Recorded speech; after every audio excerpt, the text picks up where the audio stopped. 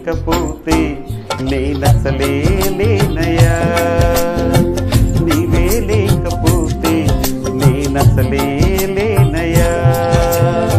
నీవు లేని రోజు అసలు రోజే కాదయా, నీవు లేని బ్రతుకు అసలు బ్రతుకే కాదయా.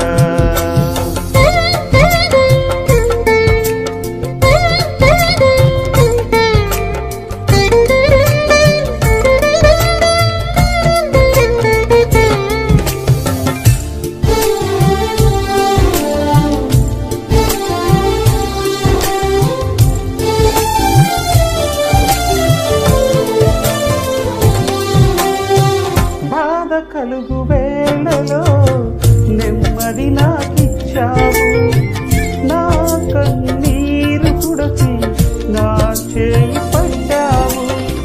బాధ కలుగు వేళలో నెమ్మది నాకిచ్చావు, నా కన్నీరు తుడచి నా చేయి పట్టావు. నన్ను విడువనన్నావు, నా దేవుడైనావు, నన్ను విడువనన్నావు, నా దేవుడైనావు. నీవే లేకపోతే నేనసలే లేనయ్యా, నీవే లేకపోతే నేనసలే లేనయ్యా. యేసుక్రీస్తు దేవుడు అని ఒప్పుకున్నాం, యేసుక్రీస్తు చేత పిలువబడ్డాడు. ఇక్కడ యేసు ప్రభు తిమోతి ద్వారా ఏం చెప్పాడంటే, నిత్య జీవాన్ని చేపట్టము, విశ్వాస సంబంధమైన మంచి పోరాటము మంచి పోరాటము పోరాడి, విశ్వాస సంబంధమైన పోరాటం పోరాడి నిత్య జీవాన్ని చేపట్టము. నిత్య జీవం గురించి మనం తెలుసుకోవాల్సిన విషయం ఏంటంటే, యేసుక్రీస్తు అక్కడే కదా నిత్య జీవానికి చేర్చేవాడు. అయితే నిత్య జీవాన్ని గురించినటువంటి వాగ్దానం ఎవరైనా ఇవ్వగలరా? యోహాను రాసిన మొదటి పత్రిక 2:25 వచ్చును. యోహాను రాసిన మొదటి పత్రిక 2:25 వచ్చును. నిత్య జీవము అనుగ్రహించునన్నది ఆయన తానే మనకు చేసిన వాగ్దానం. ప్రపంచంలో అన్నిటికంటే విలువైనటువంటి వాగ్దానం ఇది. నేను ధనవంతుడిగా చేస్తాను, ఈ వాగ్దానం చాలాసార్లు దేవుడు చాలా మందికి చేశాడు. నేను జ్ఞానవంతుడిగా చేస్తాను, ఈ వాగ్దానం చేశాడు. నేను ఆస్తికర్తగా చేస్తాను, వాగ్దానం చేశాడు. ఈ వాగ్దానాలన్నీ కూడా వేస్టే. కానీ స్థిరమైనది, మానవునికి అవసరమైన వాగ్దానం ఏదైనా ఉందంటే, నీకు నిత్య జీవమును అనుగ్రహిస్తాను. హల్లెలూయా. దేవుడు మనకి నిత్య జీవం ఇస్తానని వాగ్దానం చేస్తున్నాడు. ఈ నిత్య జీవాన్ని మనమందరికీ ఇస్తానని వాగ్దానం చేశాడు కనుక ఆయన తప్పకుండా మనకి ఇస్తాడు. యేసు ప్రభు ఆయన శిష్యులకి ఏం నేర్పాడంటే, ఆయన శిష్యులు వచ్చి అడిగారు, అయ్యా మాకు ప్రార్థించడం నేర్పించండి అని. అప్పుడు యేసు ప్రభు ఏం నేర్పాడు? పరలోకమందున మా తండ్రి నీ నామం వచ్చును గాక, పరలోకమందున మా తండ్రి నీ నామం పరిశుద్ధపరచబడును గాక, నీ రాజ్యము వచ్చును. సో దేవుని రాజ్యం ఆల్రెడీ వచ్చేసేసింది. దేవుని రాజ్యం వచ్చేసింది కాబట్టి ఇప్పుడు ఆయన ఈ భూలోకంలో ఆయన రాజ్యానికి రాజు అయినాడు.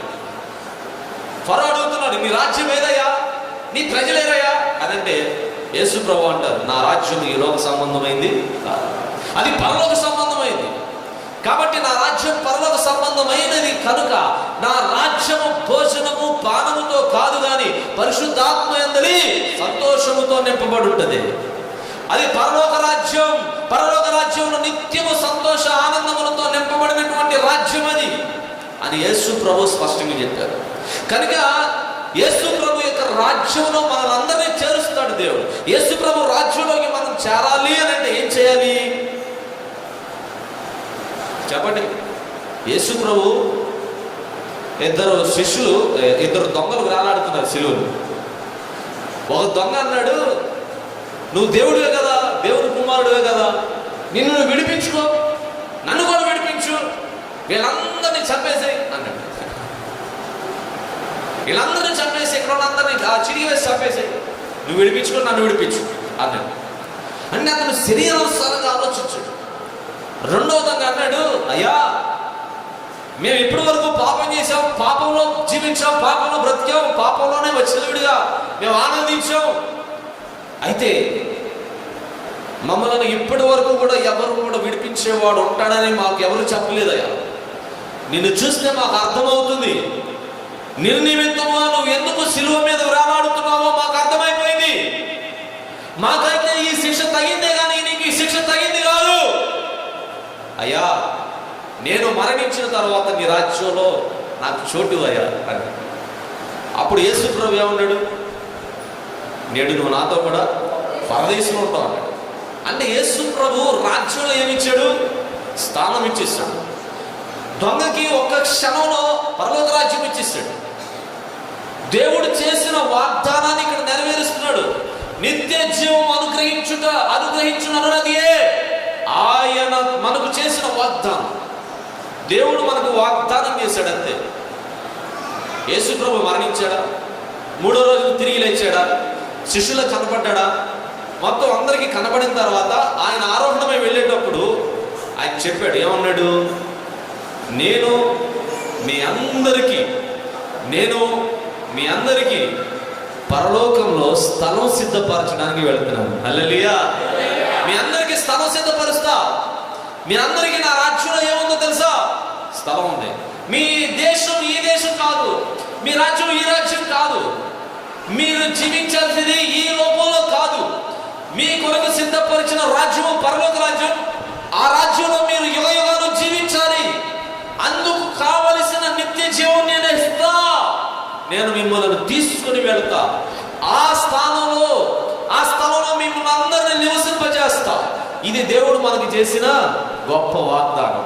ఆలోచించండి, మీలో ఎంతమంది ఈ నిత్య జీవం కావాలని కోరుకుంటున్నారు?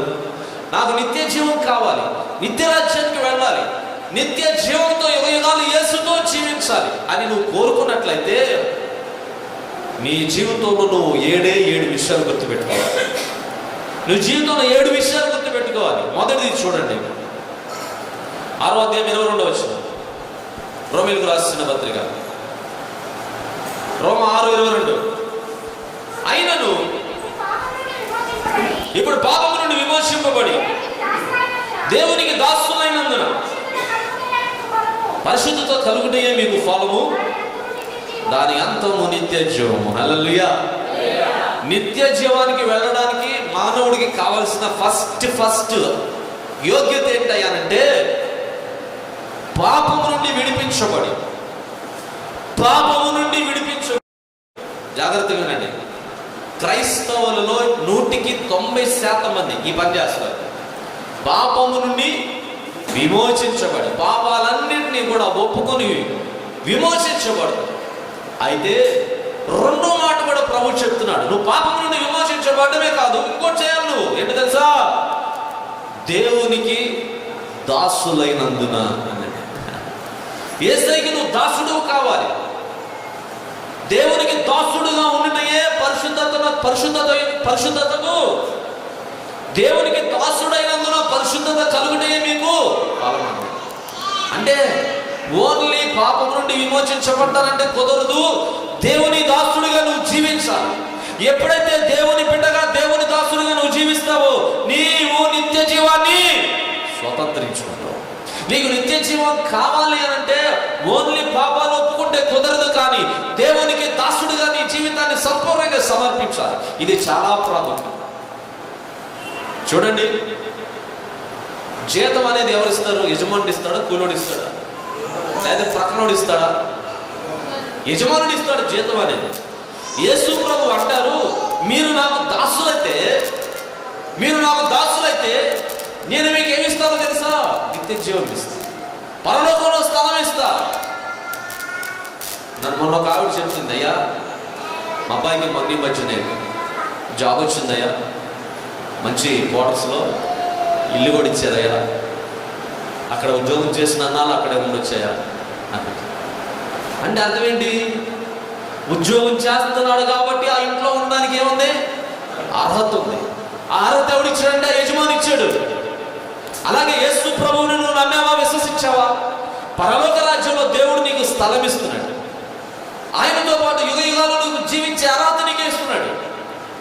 ఆ నిత్య రాజ్యాన్ని నువ్వు స్వతంత్రించుకోవడానికి నీవు పాపము నుండి విమోచించబడమే కాదు, దేవునికి దాసుడు అయిపోవాలి. హల్లెలూయా, హల్లెలూయా. దాసుడిని పిలిస్తే ఇట్రా అని అన్నాం అనుకో, ఏంటో చెప్పరా అంటాడా? అంటాడా? నేను రాను, నీ చేతనం చేసుకో అంటాడా? అంటాం. దాసుడిని పిలవగానే వస్తాడు, చెప్పింది చెప్పినట్లుగా చేస్తాడు, యజమానుని మాట ప్రకారం జీవిస్తాడు, యజమానునికి లోబడి ఉంటాడు. యేసు ప్రభు మన దగ్గర నుండి కోరుకునేది కూడా అదే. నీవు దాసునిగా జీవించాలి దేవునికి. నీ ఇష్ట ప్రకారం నువ్వు జీవించకూడదు, యజమానుని లెక్క చేయకుండా జీవించకూడదు. దేవునికి నువ్వు చక్కగా లోబడి జీవించినట్లయితే, పాపం నుండి విమోచించబడినట్లయితే నీ జీవితంలో నీకు స్థలం సిద్ధపరచి ఉంచబడి ఉంది, అది పరలోక రాజ్యంలో. హల్లెలూయా. ఇది మొదటి విషయం. రెండవదిగా మనం చూస్తే రోమీయులకు రాసిన పత్రిక 2:7 త్వరగా సత్క్రియను ఓపికగా చేయొచ్చు, మహిమను ఘనతను అక్షయతను వెతుకు వారికి నిత్య జీవమునిచ్చును. హల్లెలూయా. రెండవదిగా నువ్వు నిత్య జీవంలో ప్రవేశించాలి. నిత్య జీవం నీకు కావాలంటే రెండో పని ఏం చేయాలి? ఏం చేయాలి చెప్పండి?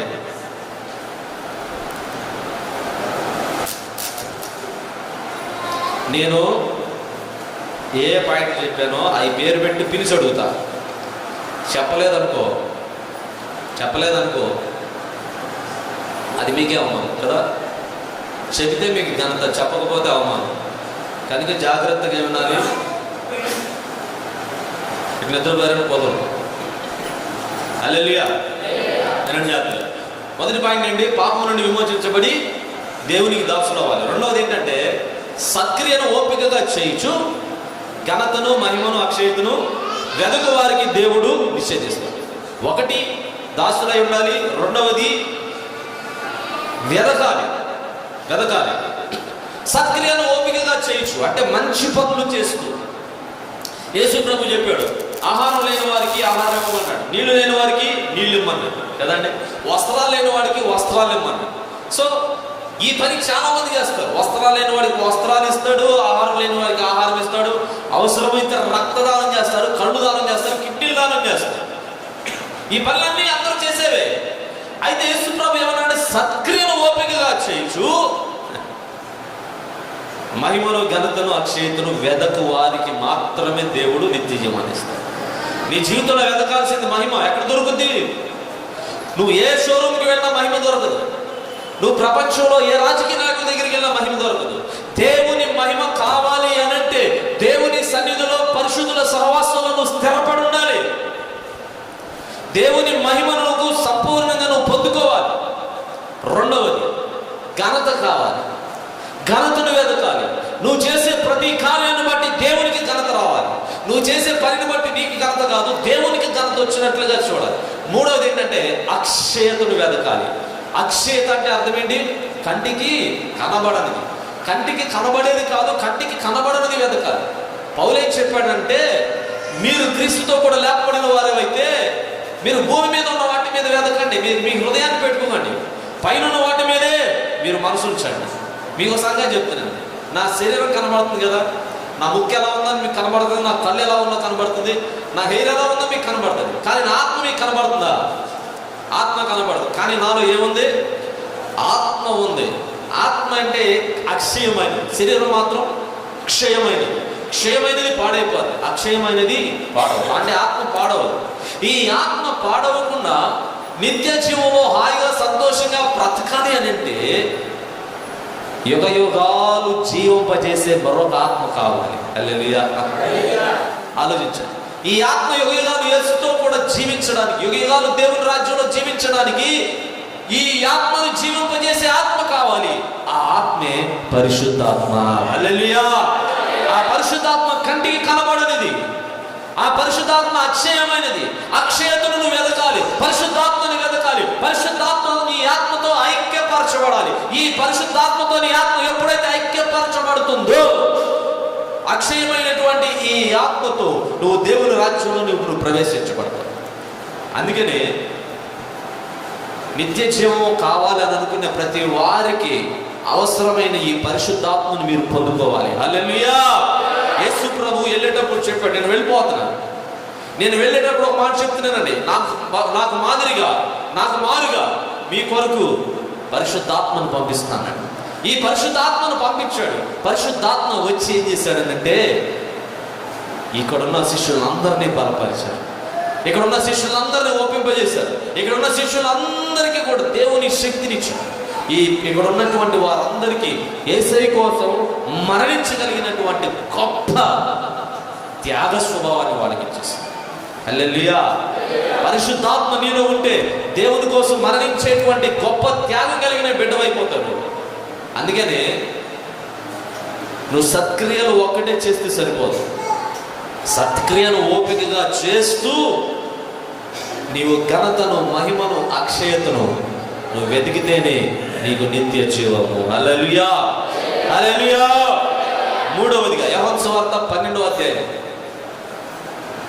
యోహాను సువార్త 12వ అధ్యాయం 25వ వచనం చదవండి.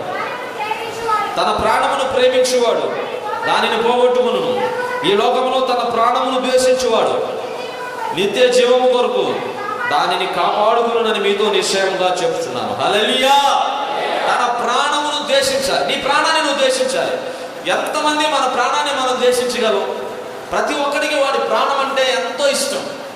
మన ప్రాణాన్ని మనం ప్రేమిస్తాం, మన మనసుని ప్రేమిస్తాం, మన శరీరాన్ని ప్రేమిస్తాం, మన వస్త్రాల్ని మనం ప్రేమిస్తాం, మన ఆస్తిని ప్రేమిస్తాం, మన బిడ్డల్ని ప్రేమిస్తాం, మన కుటుంబాన్ని మనం ప్రేమిస్తాం. అయితే ఒక విషయం గమనించండి, యేసు ప్రభు ఏమంటారంటే నీ ప్రాణాన్ని నువ్వు ద్వేషించాలి. నీ ప్రాణాన్ని ప్రేమిస్తే నువ్వు దేవుని రాజ్య నిత్య జీవాన్ని పోగొట్టుకుంటావు. ఒక్క పూట కూటి కోసం యేసయ్య ఏమన్నాడో తెలుసా? అరే నాకున్నటువంటి ప్రాణమే పోతుంది, ఇక్కడ నా ప్రాణం పోయేలా ఉంది, ప్రాణం పోయే నాకు ఆ జ్యేష్ఠత్వం ఎందుకురా, తీసేసుకును, నాకేమివు ఆ ఎర్రగా ఉన్న నా కూర నాకు ఇవ్వండి అంటే జ్యేష్ఠత్వం యొక్క విలువ అతను గుర్తించలేకపోయాడు, జ్యేష్ఠత్వం యొక్క గొప్పతనాన్ని అతను గమనించలేకపోయాడు. అది ఇచ్చేసేసాడు, ఒక్క పూట కూడి కోసం అయిపోయింది. తనకి ఇచ్చినటువంటి గొప్ప ఆశీర్వాదాన్ని పోగొట్టుకున్నాడు యేసయ్య. మీరు గమనించండి, ఎంతో చక్కగా యేసు ప్రభువుని వెంబడించి ఎన్నో అద్భుతాలు, ఆశ్చర్య కార్యాలు చూసినటువంటి యోధా ఇస్కరియోతు ఒక్కరోజు కూలి కోసం అతను యేసు ప్రభువు నమ్మేసేసాడు. హల్లెలూయా. యేసు ప్రభు ఎవరికి కావాలి? మాకు రాజ్యం కావాలి, మాకు డబ్బు కావాలి, మాకు అది కావాలి, ఇది కావాలి, అధికారం కావాలి, హోదా కావాలి అనుకుని యేసు ప్రభువుని అమ్మేసి యేసయ్య అంటే ఇవన్నీ కుదరవు కాబట్టి నా ప్రాణానికి ఇష్టమైంది ఏది? అది కాదు. నా ప్రాణానికి ఇష్టమైంది ఏంటిది? డబ్బు. నా ప్రాణానికి ఇష్టమైంది ఏంటి తెలుసా?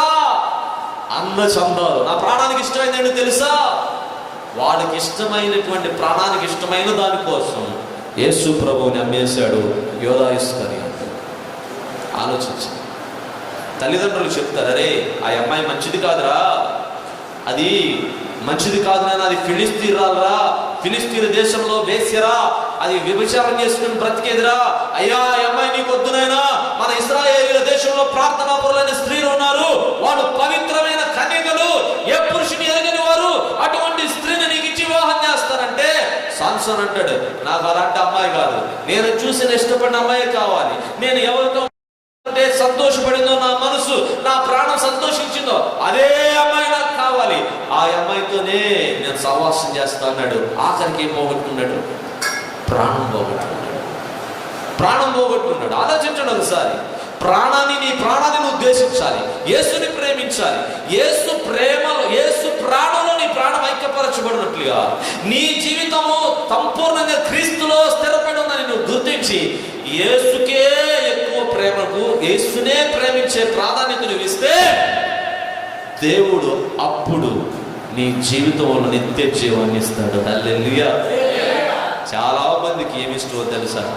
వాళ్ళ ప్రాణం ఏది ఇష్టం అది ఇష్టం. ఈరోజు చర్చికి ఎందుకని రాలేదమ్మా అంటే, అన్న బంధువులు వచ్చారు కుదరలేదన్నా అంటే, వీళ్ళకి దేవుని కంటే ఎవరు ఎక్కువ? చూడండి, కొంతమంది భలే చెప్తారండి, ఈరోజు ఉద్యోగం ఉందన్నా సెలవు పెట్టడానికి కుదరలేదన్నా అంటే, లేకపోతే ఈరోజు 500 కూలి వస్తుందని వెళ్ళానన్నా, ఈరోజు ఊరుకోవట్లేదన్నా, అదన్నా ఇవన్నీ చెప్తారు దేవుడు. అదే పెళ్ళైతే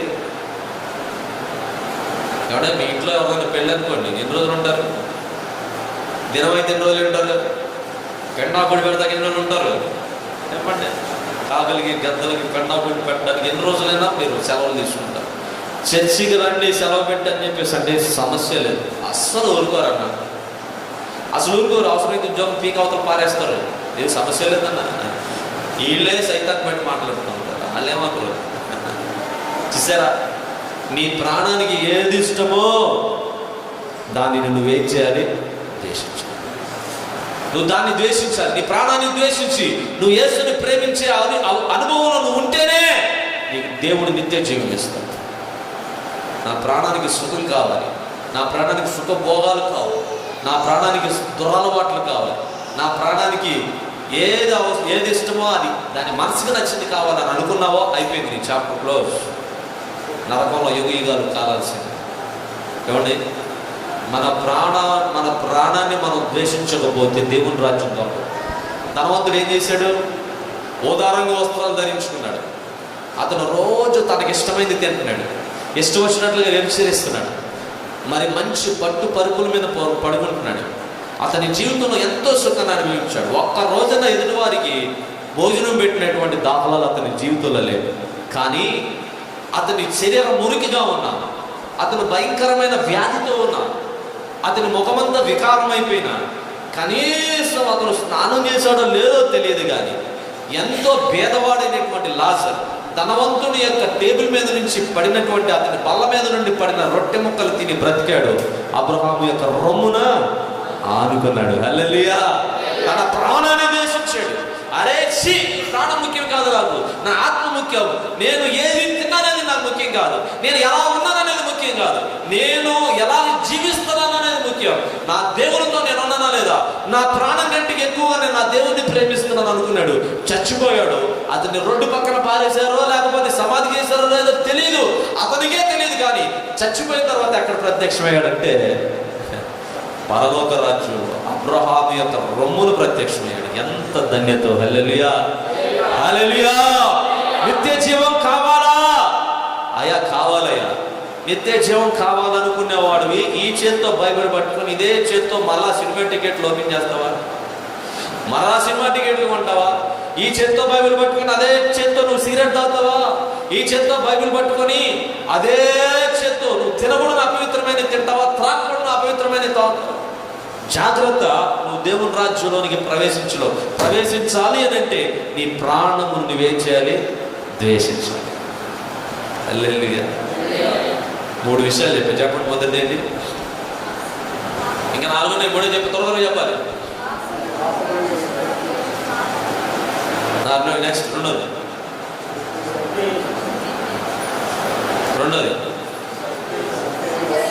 సత్యక్రియను ఓపికగా చేయొచ్చు, మహిమను ఘనత నక్షత్రను వెతకాలి. 4. మూడోది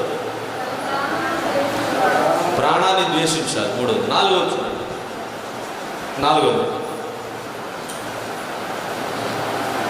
6వ అధ్యాయం 5:54 వచ్చింది. యోహాను సువార్త. యోహాను సువార్త 6వ అధ్యాయం 54 వచ్చింది. నా శరీరము తిని నా రక్తము త్రాగువాడే నిత్య జీవము గలవాడు, అంత్య దినమున నేను వారిని. హల్లెలూయా. 4వది ఏం చేయమన్నాడు? ఆయన శరీరాన్ని తినాలి, ఆయన రక్తాన్ని త్రాగాలి. ఆయన శరీరాన్ని తిని రక్తము త్రాగువాడే నిత్య జీవము గలవాడు. చాలా మందికి అర్థం కావట్లా. శరీరం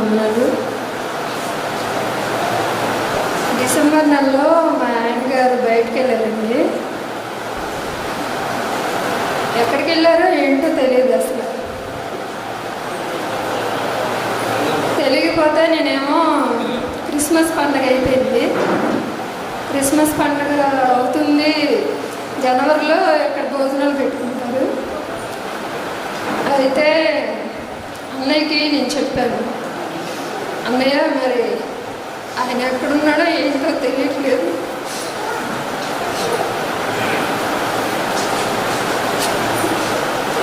అన్నయ్య ఫోన్ చేసి కనీసం ఎత్తట్లేదు